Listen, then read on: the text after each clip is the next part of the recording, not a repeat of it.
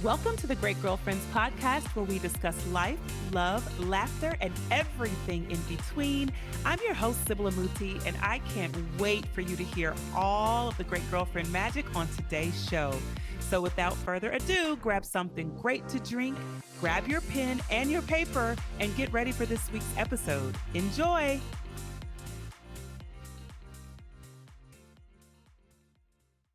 Oh, happy day, great girlfriends. I am so excited to be back with you. I hope you are enjoying your close to winter wonderland. So weather is changing all over the place. I mean, I'm out in Cali, so of course it's sunny and beautiful with a hint of gray. My guests today are both in New Orleans with a whopping 70 degrees, and I have in Pinckney, Michigan, who is experiencing warm weather today as well. However, we know that's all subject to change. And with the warm weather and with the variables in temperature comes lots of sneezes, lots of vomiting, lots of flu symptoms, lots of COVID symptoms, and all the crazy that comes along with change of seasons. So I'm super excited because I'm partnered here today with Healthy Women to bring forward a conversation about keeping us safe and healthy during these transitional seasons and what that looks like. And it can look very different depending on your household, depending on your beliefs, but why not have on two practitioners who can give us the data that helps support our decisions in a more practical way and give us some of the conversations that we need to have with the women who are a part of our life story. Today, I want to introduce to you two practitioners who are going to lead this conversation and give us all of the information we need to really be able to make these powerful decisions this holiday season about keeping ourselves and our families safe and healthy and in really, I want to say vibrant community spaces where we can be together and enjoy activity.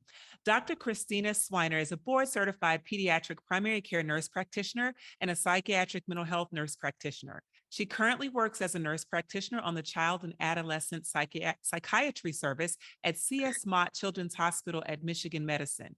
She additionally works as an assistant professor in the DMP Primary Pediatric Nurse Practitioner Program at Rush University.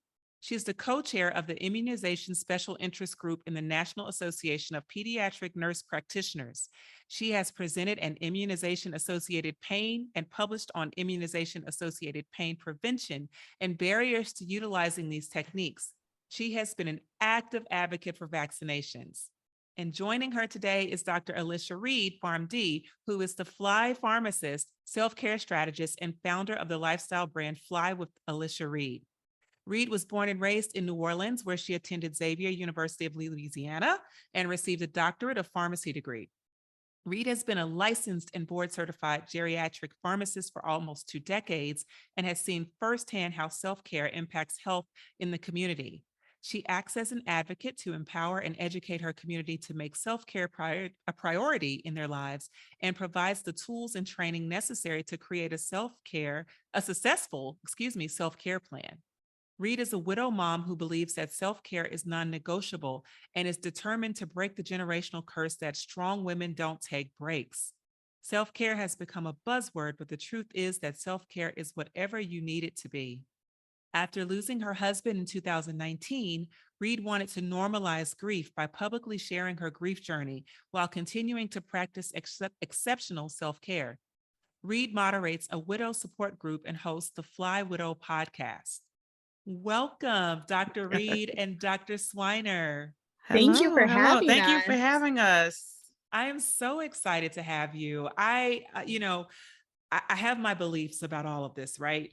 And then there's the data, and then there's the qualitative experience of how life looks when we're able to be together, have connection, have community, and feel safe around the people that we love and adore.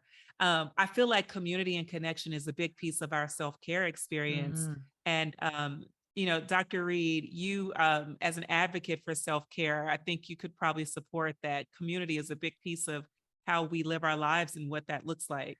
Absolutely. Self-care comes in many forms. And social self-care is big. And community, being able to spend time and celebrate milestones and achievements with our family and friends, it's important. And vaccination really and immunization really does play a huge part in that. So you both saw what I saw. You saw it from the other side. I saw it from the house, and I saw it from the news, and I saw it from the grocery stores, and I saw it from my own personal experience. But you saw what I saw, where we had disconnection during the height of the COVID pandemic. And we also saw so much conflict over to vaccinate or not to vaccinate. And my qualitative observation as someone who vaccinated and who chose to get my entire family vaccinated was that vaccination helped to improve or sustain quality of life over time for us. So it's not necessarily that COVID wasn't, out there. It's just that lifespan was extended, or it felt like people were able to really weather through COVID Yeah. differently versus losing lives to the pandemic or to COVID. So I want to talk to you about, you know, why vaccination matters, first of all. And then I want to know the difference between vaccination and immunization. So, Dr. Cwynar, talk to me about vaccination. As a pediatric doctor, what are you seeing as well in your practice?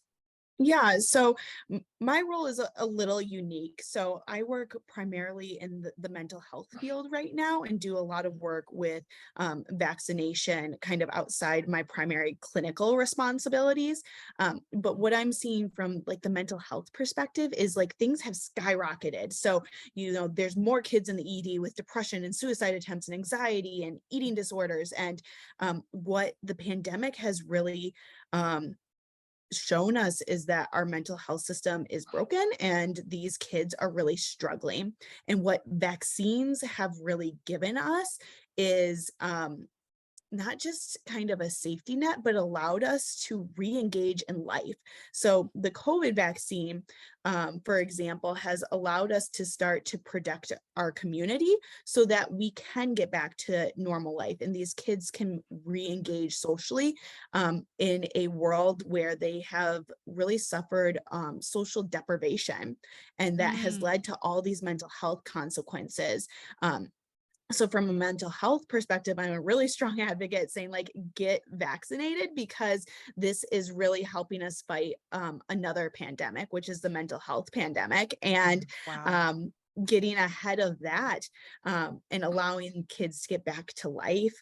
But on a more like global health perspective and even, a local community perspective, it really has allowed for life expectancy to increase and for kids to live a fuller life without fear of dying from what we perceive as common childhood illnesses.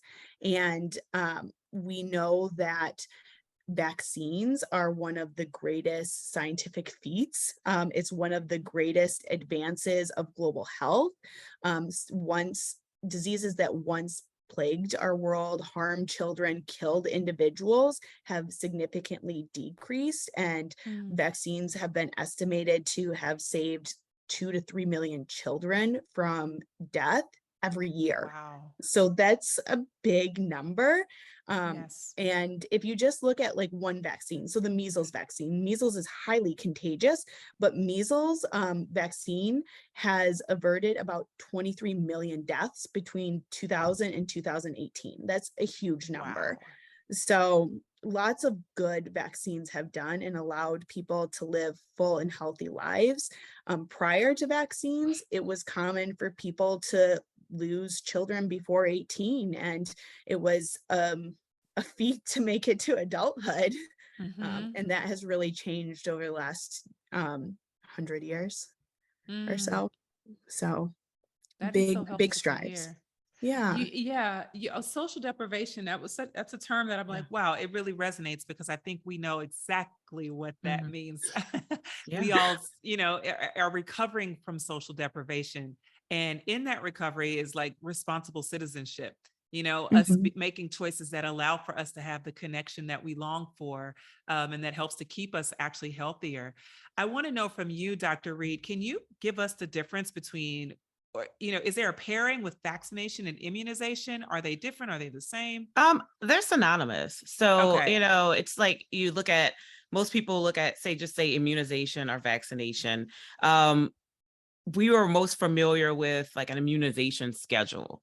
like, when you were a child, and even at being an adult, like knowing what immunizations are required. As a healthcare professional, we have certain immunizations that we have on a regular basis or on a schedule. So I use those terms synonymously, and really just try to advocate for you to follow a certain schedule. I know we talk a lot about the flu vaccine and the COVID vaccination, but there are other vaccinations as well. And there are a lot of conversations that happen around vaccinations and immunization schedules. I've had that conversation with some parents who choose to have an abbreviated schedule, or because they want to space out immunizations and vaccines. So that's where I see the terms used differently, if you will.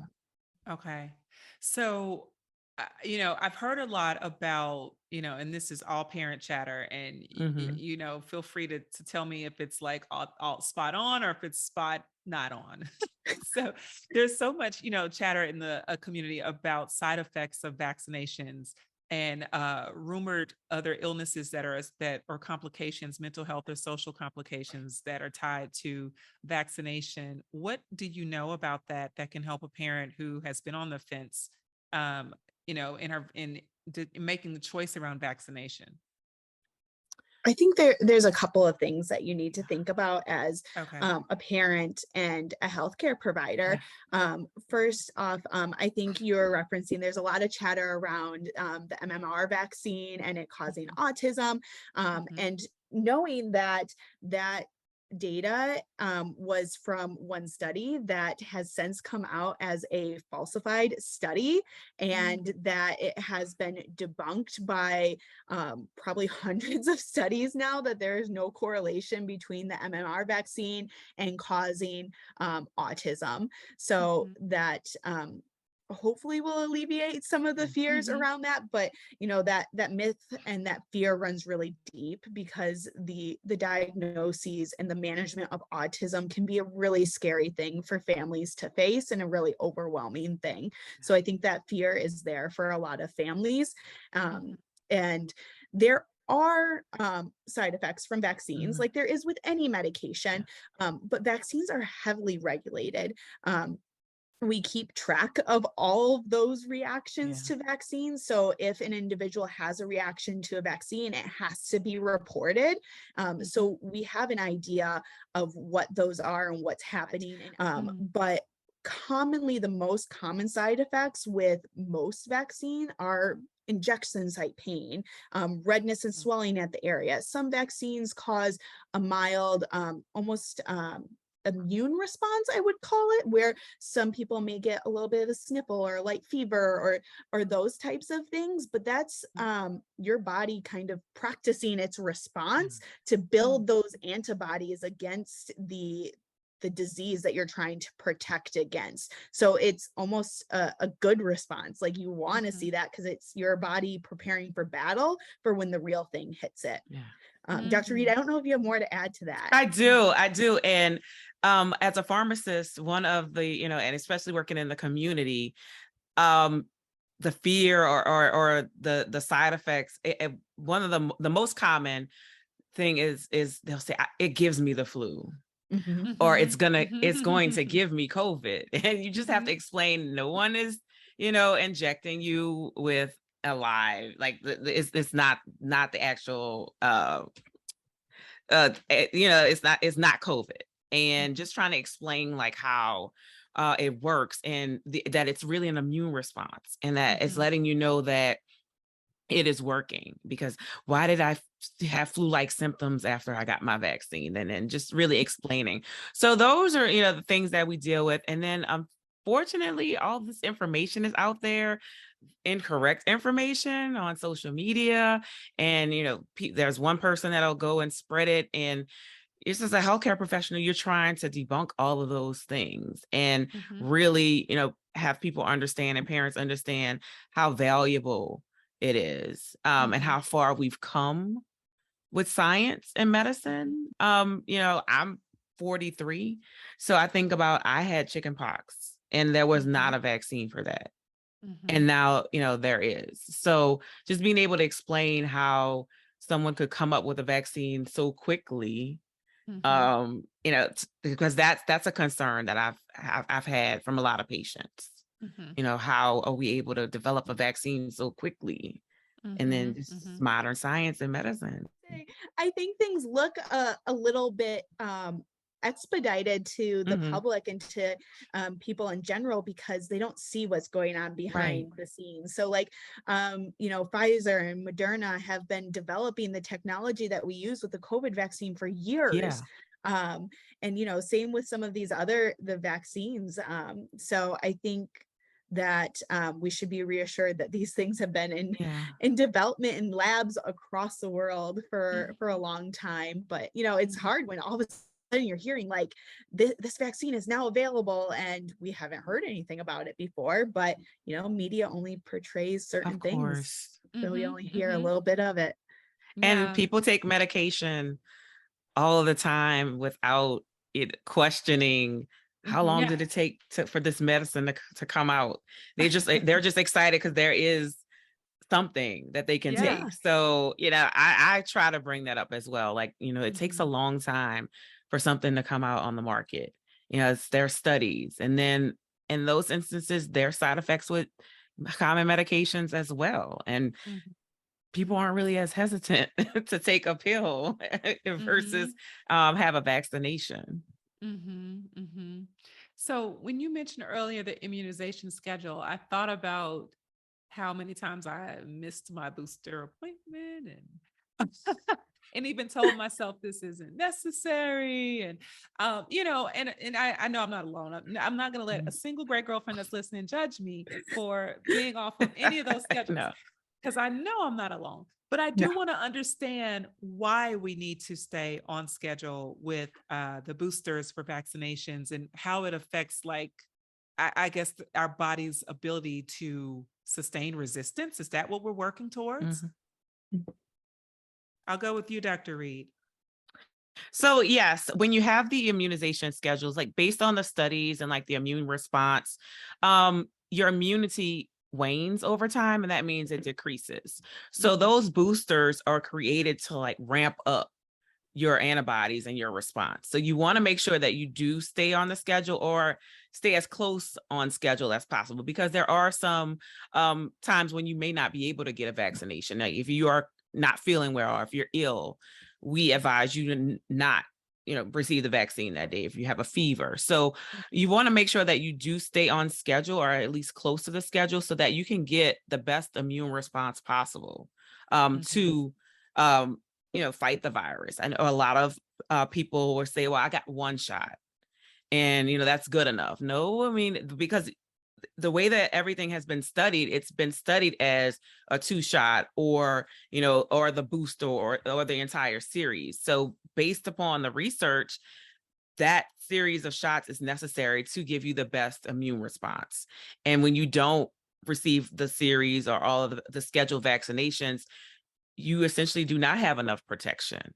And it's in those cases when you are vulnerable to those viruses.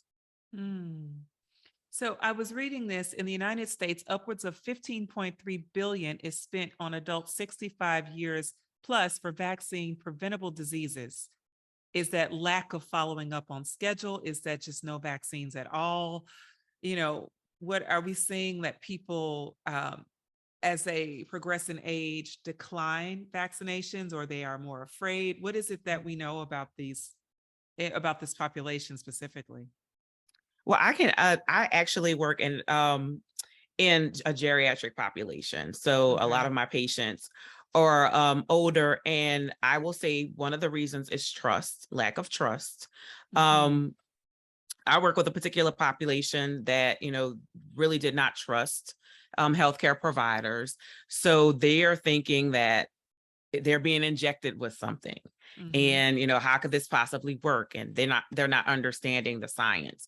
So that is a huge barrier. Also, just education, not being educated on the benefits of vaccinations. There are others who may have religious beliefs whereas Mhm. they do not believe in vaccinations, and Mhm. they would rather go a holistic route. So there, Mhm. those are what I see. And I've Mhm. never gotten a flu shot, and I've never had the flu. So why would I get a flu shot if it's going to give me the flu? So I hear those, Yeah. Yeah. like I I heard hear that with an that a aunt lot. or uncle or so. I've heard that line Yeah. that So a I've few all times. these years I've been making it, and it's like, hey, but people are dying. People are, seriously ill and hospitalized, with Mhm. the flu. I mean, I think I was looking at the number of how many cases they've had already of the flu. I had it pulled up, and it's just like right now there have been at least 880,000 flu illnesses, Wow. 6,900 hospitalizations, and 360 deaths from the flu already. Wow. And that's Wow. according to the CDC. Okay. Okay. Okay. So we've got our work to do, because what we know for sure is that people are peopling, and come Yeah. holiday season, which we're in the peak of Yeah. preparation for travel, for breaks. Last Christmas season, so many people I know returned to their homes or whatever destination with COVID or with the flu or something during that travel season, and regrettably lost their actual vacations because Yeah. their entire families were sick. And so they didn't get to have the benefit of what all this travel is about. All of this travel and all of this, transit and movement that we're making during this season is about creating memories, being together, having the time and the love, connections, exchanges that we want to experience. But we've got to make sure we're doing it in a way that is safe for everyone. And so we've got, excuse me, immunocompromised people in our families. And then we've got all types of new babies being birthed Yeah. in our families. And we've got just, seniors that will be hugging tight. We're taking pictures with everybody's in one big Yeah. gumbo picture, right? So I want us to talk through these key vaccines that I think we were discussing today. And I want to kick off with pneumococcal vaccine. Dr. Cwynar, do you want to take us through that one, what that's about and why we need it? Yeah, so I might have to hand that to Dr. Reed because it's Okay. Okay. more of an adult vaccine, Okay, and perfect. Because I know nothing. I I'm can like, talk all about the chickenpox vaccine for you. But okay, we'll shoot back your way for chickenpox. okay. Pneumococcal, Dr. Reed, can you give us a He- little 411 on that? Am I saying that yes. properly? Yeah. So it's a pneumococcal. Okay, there we And go. Pneumococcal. right now, so it's the pneumococcal virus, which is Okay. essentially like the pneumonia. And Oh, you want to make sure that and it primarily affects the older population, but you can get vaccine if you are immunocompromised. So okay. there are different pneumonia vaccines that are available. Right now, there is the Pneumovax 23, which is for the older population. And then there's a Prevnar 13, which was usually given to pretty much everyone, like young adults and older adults. And then Mhm. now there is the Prevnar 20 and the Prevnar 15. So there's different, it's a lot of pneumonia vaccines, but what we try to do is just make sure that again, there's a schedule. So there's like you get one vaccination before the age of 65, and then you can get one after the age of 65. If you're immunocompromised, you want to make sure that you get both of those. If you're not, then you can just get one. But most importantly, you want to make sure that you are not getting pneumonia. A lot of people are in the hospital because of pneumonia. It's just like the flu and COVID. These illnesses can really affect those who are immunocompromised. Mhm. And Mhm. if it's a vaccine that can save your life. Mhm. Mhm. Does that include what my mom was diagnosed with in 2021? No, yeah, it was early 2021, hospital pneumonia. So there's a hospital acquired pneumonia. Okay. Um, a hospital is a place where unfortunately you can go in if you're not feeling well to recover, but you could also get sick, Pick up something. pick Yeah. up something. So there is a hospital acquired Okay. pneumonia that you can get. Okay, but does that vaccine cover that as well? Is that Yeah, Okay. it covers the pneumonia. Yes. Okay, any pneumonia. Okay, Yeah. got it. Okay. Yeah. Okay. She went in with a knee injury and came out with Yeah. hospital pneumonia. Yeah. And so we Googled her, like, this is actually a thing. We've never heard of it. Yeah. But again, and she falls in that immunocompromised population. So I Mhm. understand exactly.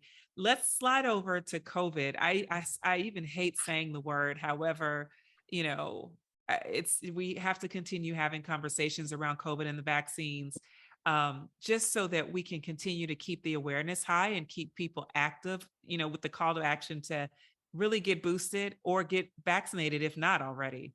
So, who can talk to me about the booster explanation, why we have to boost? And you talked about earlier about the defense, but how is that saving lives, where COVID is concerned? Yeah, and so Dr. Reed alluded to this earlier, but over time with vaccines, our immunity kind of wanes, and we need to up the defense again. So I like to think about it as kind of bring in more soldiers. Like we Mhm. need more soldiers to fight against this disease and kind of remind the immune system what this disease looks like, so it's ready to fight when it's presented with the actual virus. The booster now also includes some new strains of the COVID virus that we've been Mm-hmm. seeing. So Mhm. it even ups the ante to protect people against those things. Mm-hmm. So, and as people have been seeing, like initially, the COVID vaccine was released and they're like, you need one or, a two dose series, or, for our younger ones, a 3-dose series. And over time, they've come out with more data, more understanding about how long immunity lasts, and protection last with this Mm-hmm. vaccine. And that's why they've come out with recommendations for boosters. And this is a vaccine that has come to market a little bit faster than some of our other vaccines. And that's because of a program called Operation Warp Speed. And it basically allowed them to cut through some red tape at the level of the governing bodies. So there is a lot of governing bodies that need to approve a vaccine and medications and, safety and all of those things. So it kind of put it on the forefront on everybody's desk, right in front of everything else they had to do. But it didn't skip the safety testing and all of those things that needed to be done to get the vaccine safely to market. But it didn't, even with other vaccines that have come out, we've come out with, oh, you need a booster later on, and it's added to the immunization schedule and those types of things as we get more data over time.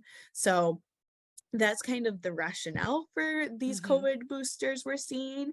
And right now, the only group of people that aren't being recommended for a booster are that 6 months to 4 years to 5 years, depending on the vaccine, whether it's Pfizer or Moderna.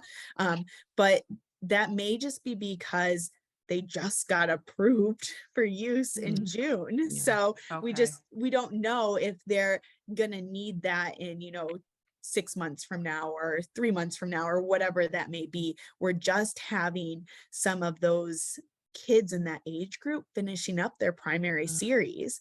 I know my kids fall in that age group, and they just finished their primary series between like illnesses and fevers and all of those things last week. So who knows what's coming down the pipeline for them. So, and where do we want to get our most reliable information regarding the COVID vaccine? What's the go-to destination that, you're pointing those questions toward? Yeah, so for me, I really like how the CDC has it presented. It really breaks it down by, Pfizer versus Moderna versus some of the other companies that have now released some vaccines, and how that looks for each age group, each type of vaccine. And then they update it very regularly.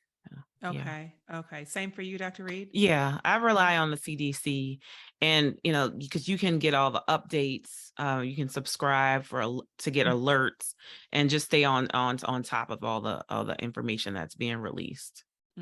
Okay. Okay. So we're going cdc.gov, I, not but it, .tv, not right.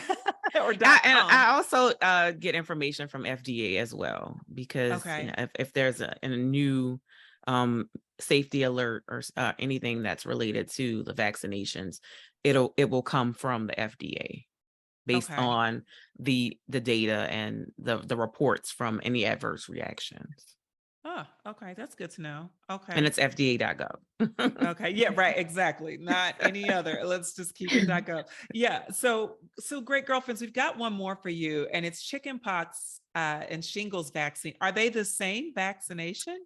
They are They're not. different. No. So let's go shingles first, and then let's loop over to chickenpox. I believe I recently had a friend experience shingles, and I was blown. I I thought had he it. was way too young. I've I, had it twice.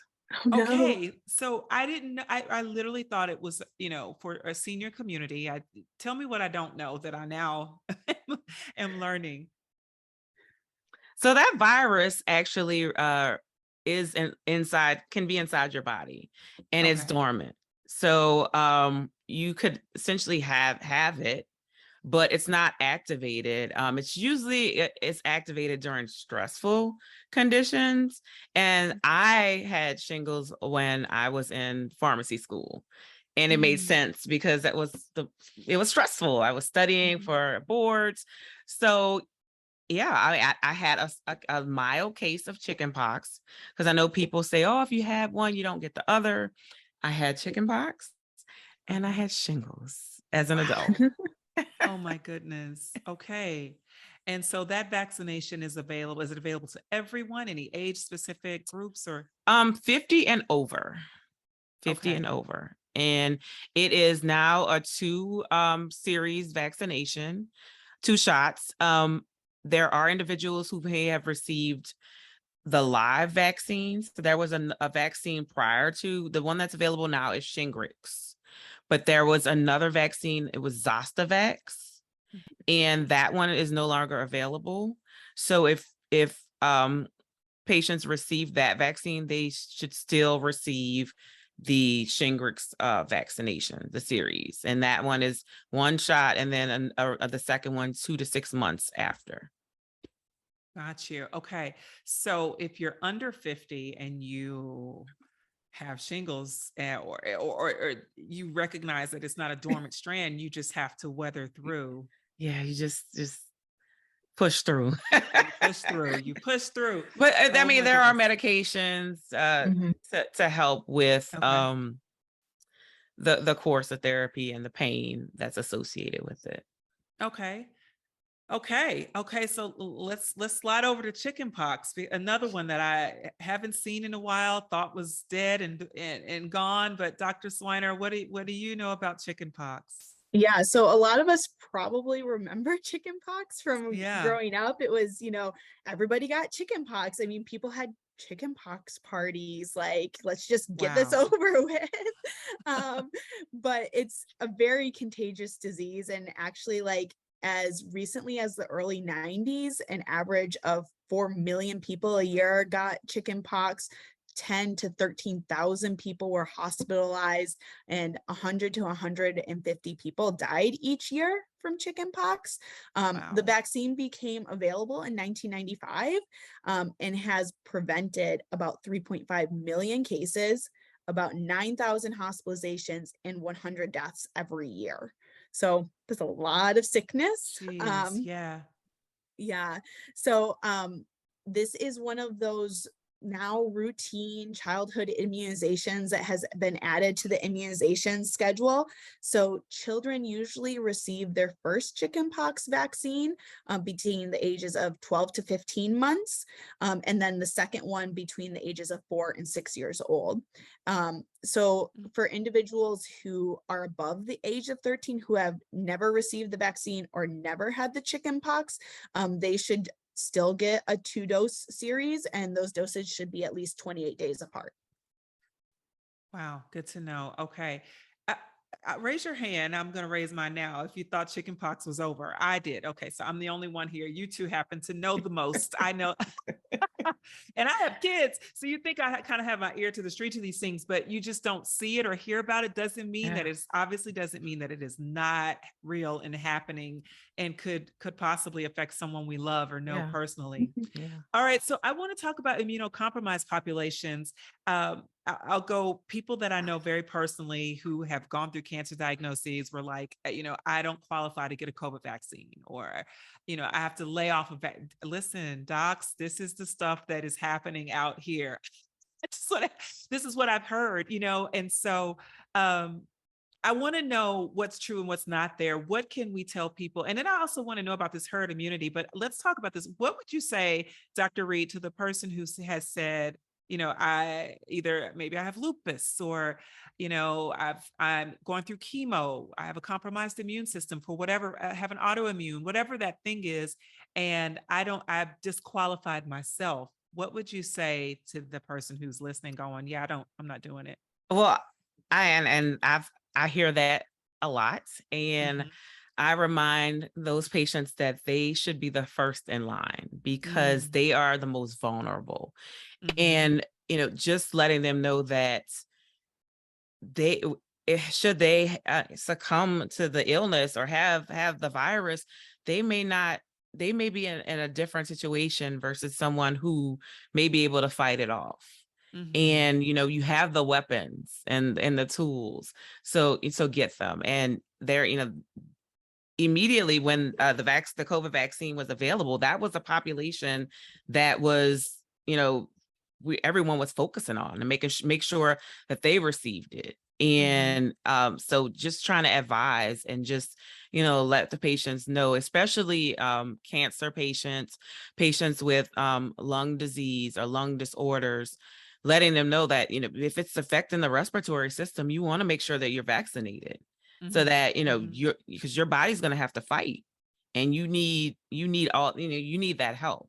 So I think that that's really important, just being able to share that message. And working in the hospital was also an opportunity to bring that information and home to friends and family, saying, I see it every day. I see the difference between someone who was vaccinated versus not vaccinated. And the person that's vaccinated is going home. And the person who is not vaccinated is not going home. And they're not leaving alive. So it's just being able to share that real life example and communicate what you're seeing helps make it a little bit more clear, because you're listening to all the things on TV, television, but we're at work and we're going to work every day and you see it in real life, and that it could affect your friend who has cancer or who has an autoimmune disorder. So knowing that this could be my friend. I think really, sharing how it hits close to home really helps people to understand. Thank you for that. Oh, you're and welcome. Dr. Cwynar, herd immunity. Break that down for us. Yeah, so herd immunity occurs when a large portion of the community has become immune to a disease. And this can be achieved through mainly two ways, through either vaccination or people getting the disease. And herd immunity occurs for each disease at a different rate. So a certain percentage of the population or the community needs to either have contracted the disease or be vaccinated against it in order for herd immunity to be achieved. So for example, measles, let's talk about, is a very highly contagious disease. About 94% of the population needs to be immune to measles in order for herd immunity to occur. So that would allow for others who either can't be vaccinated for some reason or haven't been to be protected if 94% of the people around them in their community has been vaccinated. or That's is so, immune. I apologize. Yeah. does that mean that could we as America be herd immune to COVID at this point, or no? We still got work to do? I think that is a complicated question. I think Okay. that we're not there yet, Yeah. and Okay. that we may not get there. There's a lot of, people who have struggled with vaccination, and there's been a lot of like new strains of COVID coming out Yeah. that we're having trouble getting ahead of. So I Okay. think that'll take some time. I think COVID is sticking around for a while, Okay. unfortunately. Yeah. Okay. Well, we'll do our part, right, as citizens to make the Yes. choices that will keep us healthy and strong, that will help protect our quality of life and those we love. I learned, for me, I wanted to make choices that would help support my family and my community, people that I care about, Yeah. and what it would look like for us to have togetherness again and continue it. I love seeing people out and about again. I love seeing people feeling safe and just, feeling free to love liberally. And I think that's an Mhm. important part of what is making this holiday season so exciting for people. I'm hoping that with this conversation that we've had, thanks to Healthy Women and thanks to Dr. Cwynar and Dr. Reed, we're able to bring to the forefront some important choices that we can make soon. With urgency and good intention to help really safeguard ourselves from some of the things that are lurking, because these things, these conditions, Yeah. these viruses are out there, and They we are. can get ahead of some of the challenges that we had last season and the seasons prior. So I want to thank you both for being on today. I obviously could keep you with all my questions forever, but I know you have patience to see and lives to change, including the ones you've changed today. So thank you for being with us on the Great Girlfriend Show. And we are so honored again, Healthy Women, for partnering with us to bring forward this information to help empower women around the world in their choices each day. All right, great girlfriends, did you enjoy this week's episode of the podcast? If so, would you please give us your amazing review on iTunes? Every single review helps another great girlfriend get plugged into the podcast and the community. Speaking of community, make sure you join our Facebook group at The Great Girlfriends, follow us on Instagram at The Great Girlfriends, and on Twitter at @the_great GFS. I'm Sybil Amuti, and I'm out. Peace.